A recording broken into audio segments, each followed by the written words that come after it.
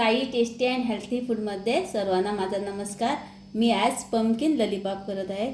ते पंपकिन मी कट करून घेतले आहे, पीसेस केले आहे। ते आता पाण्यात ठेवले आहे भांड्यामध्ये। आता ते त्याच्यात घालून घेते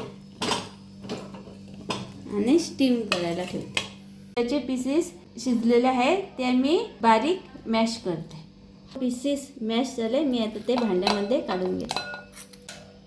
त्याच्यात आता 1 वाटी तांदळाचं पीठ घालते, 2 मोठे कांदे बारीक शिनलेले आहे ते घालते आणि बेसिक मसाले टीस्पून घालते।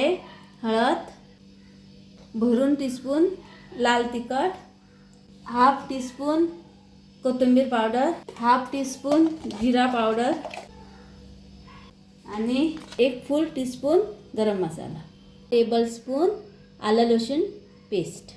त्याच्यावर मी चवीनुसार मीठ घालते, 1 फुल टीस्पून चाट मसाला घालते। आता हे सर्व मिश्रण मिक्स करून घेते चांगलंच।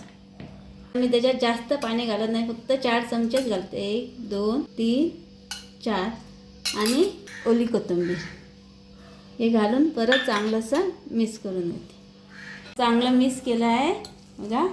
तर तुम्ही आता स्टिक घेऊन तुम्हाला पाहिजे ती शेप द्या, जी शेप तुम्हाला आवडतात ती तुम्ही द्या बघा।